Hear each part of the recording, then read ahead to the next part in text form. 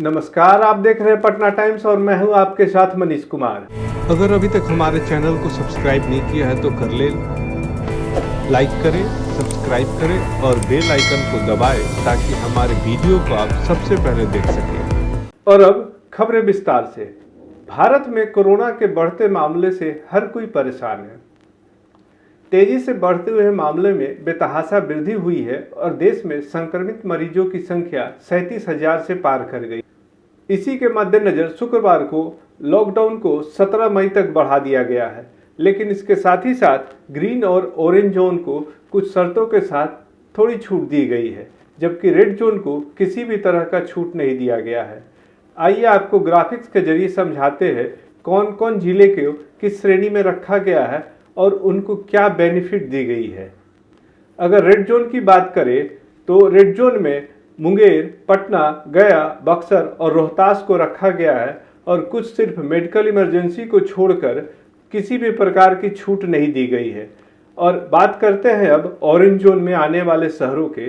Orange zone में नालंदा, कैमूर, सिवान, गोपालगंज, भोजपुर, बेगूसराय, औरंगाबाद, लखीसराय, वैशाली, दरभंगा, भागलपुर, अरवल को रखा गया है। और अगर वहीं ग्रीन जोन की बात करें तो इसमें जमुई, शेखपुरा, अररिया, कटिहार, खगड़िया, किशनगंज, मुजफ्फरपुर, पश्चिम चंपारण, सहरसा, समस्तीपुर, शिवहर, सीतामढ़ी, सुपौल इन शहरों को ग्रीन जोन में रखा गया है। और अब एक नज़र बात करते हैं छूट की, तो सबसे पहले रेड जोन में आने वाले बात करते हैं। रेड जोन में शहरों में पब्लिक ट्रांसपोर्ट, सलून, स्पा पर पूर्ण प्रतिबंध रहेगा। वहीं कुछ मामलों में थोड़ी ढील दी गई है, जैसे इमरजेंसी सेवा के लिए कार में 2 व्यक्तियों को इजाजत होगी, वहीं बाइक पर 1 व्यक्ति जा सकते हैं। इसके साथ मीडिया को आने जाने पर रोक नहीं होगा। साथ ही साथ कॉल सेंटर और मैन्युफैक्चरिंग यूनिट को राहत दी गई है। अब बात कर लेते हैं ऑरेंज जोन की। तो ऑरेंज जोन क्षेत्रों को जिस शहरों में रखा गया उस पर कार और बाइक को अलाउ किया गया है। इसके साथ ही साथ लोग एक शहर से दूसरे शहर में जाने की इजाज़त दी गई है, लेकिन पब्लिक ट्रांसपोर्ट जैसे बस को अलाउड नहीं किया गया है। इसके साथ ही साथ अब बात करते हैं ग्रीन जोन की। तो यहाँ रिलीफ दी गई है। राष्ट्रीय प्रतिबंध को छोड़कर अन्य प्रतिबंध को यहाँ मुक्त कर दिया गया है और आर्थिक गतिविधियाँ यहाँ शुरू की गई है। वहीं पब्लिक ट्रांसपोर्ट बस को अलाउ किया गया है, लेकिन 50% सीट खाली रहेंगे इस शर्त के साथ। इसके साथ ही साथ शॉप और मॉल यहाँ पर खुले रहेगी। ऑनलाइन सप्लाई होगी, जो ऑनलाइन मार्केटिंग वेबसाइट है उनकी सप्लाई यहाँ पे जारी रहेगी। बिहार में एक बार फिर कोरोना संक्रमित व्यक्तियों की संख्या में बढ़ोतरी हुई है और ताज़ा आंकड़ों की बात करें तो बिहार में कुल संक्रमितों की संख्या 478 हो गई है। शुक्रवार को राज्य में 9 मरीजों की कोरोना की पुष्टि की गई है। अगर देश की बात की जाए तो कुल 37,000 से पार कोरोना संक्रमितों की संख्या पहुंच चुकी है। यह सच में एक चौंकाने वाला आंकड़ा है। अब एक नज़र डालते हैं जिलों के अंदर संक्रमित मरीजों की संख्या, जो कि इस प्रकार है। मुंगेर में 95, बक्सर 53, रोहतास 52, पटना 44, नालंदा 36, सिवान 30, कैमूर 27, गोपालगंज 18, मधुबनी 18, भोजपुर 18, बेगूसराय 11, औरंगाबाद 8, सारण 7, सीतामढ़ी 6, गया 6, पूर्वी चंपारण 6, पश्चिम चंपारण 6, दरभंगा 5, भागलपुर 5, अरवल 4, नवादा 4, जहानाबाद 4, लखीसराय 4, वैशाली 3, बांका 3, मधेपुरा 2, शेखपुरा 1, पूर्णिया 1, अररिया। तो आपने देखा कि इन जिलों के ताज़ा अपडेट मैंने दिखाया। साथ ही इसके साथ पटना टाइम्स आपसे अपील करता है कि सरकार द्वारा दिए गए दिशा निर्देश का पालन करें, घर में रहे और सुरक्षित रहे। कल रात जयपुर से श्रमिक स्पेशल ट्रेन श्रमिकों को लेकर पटना के लिए चल चुकी है और शनिवार को पटना पहुंचेगी। आपको सबसे पहले लेकर चलते हैं दानापुर रेलवे स्टेशन, जहां 12:45 में ट्रेन दानापुर पहुंचने वाली है। आप देख सकते हैं किस तरह से आर्मी और सीआरपीएफ के जवानों ने रेल परिसर को घेर रखा है। इसके साथ ही साथ पूरा प्रशासनिक कुनबा पहुंच चुका है और सभी तैयारियां पूरी कर ली गई है। ट्रेन सीधा जयपुर से चलकर पटना पहुंचने वाली है और आप कह सकते हैं कि ये नॉन स्टॉप परिचालन है इस ट्रेन का। आप देख सकते हैं कि किस तरह मेडिकल टीम भी पूरी तरह से मुस्तैद है, क्योंकि सरकार के लिए यह बड़ी चुनौती है। वही पटना के डीएम ने क्या कुछ कहा, आप खुद सुने।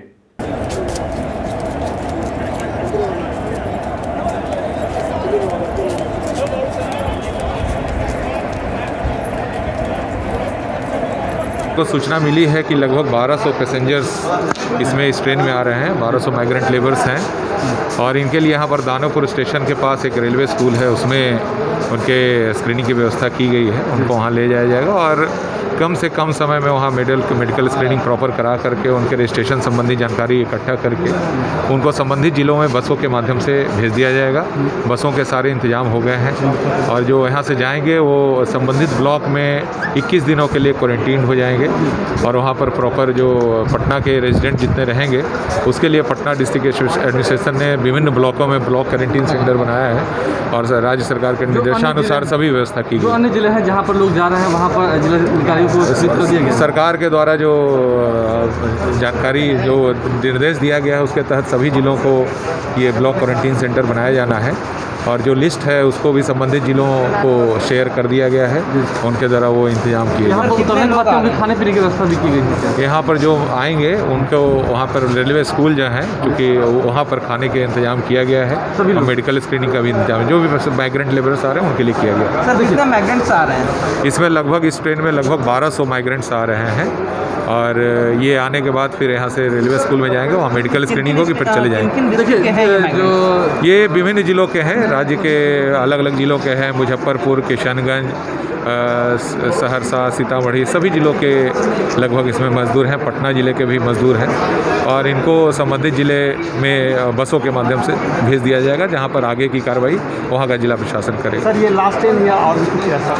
इसमें और भी ट्रेन आने की सूचना मिली है और जैसे जैसे रेलवे प्रशासन हम लोग को सूचित कर रहा है, यहाँ पर हम लोग इंतजाम करेंगे और आगे आने वाले समय में ऐसी संभावना है कि और भी ट्रेन जो स्पेशल ट्रेन है वो यहाँ पर पटना पहुँचेगी और उसके लिए पर्याप्त इंतजाम किए जाएंगे। वैश्विक आपदा की इस घड़ी में हर वर्ग गरीब असहाय लोगों की मदद करने से पीछे नहीं हट रहा है।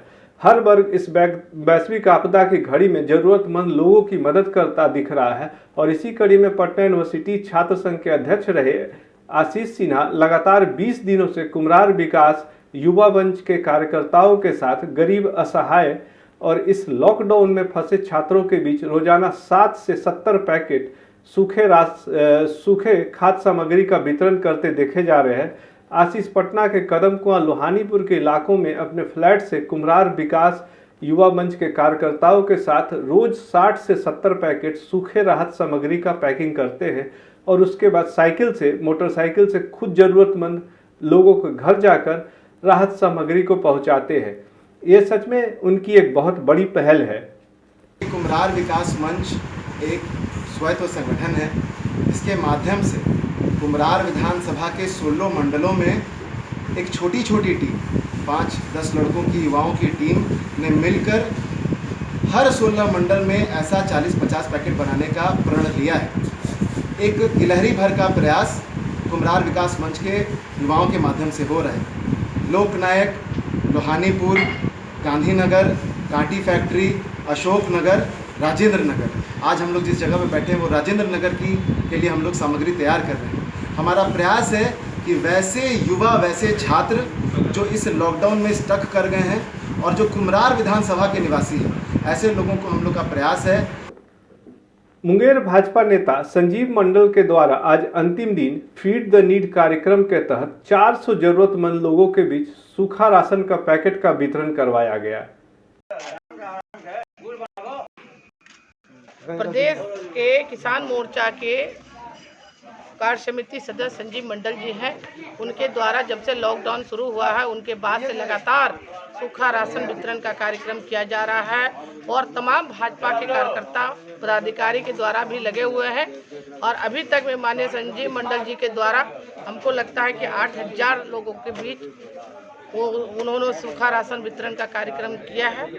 ये बहुत ही सराहनीय कार्य है और लगातार उनका प्रयास जारी है कि जितना भी लोग हैं, गरीब लोग वंचित हैं, उनको छूटे नहीं।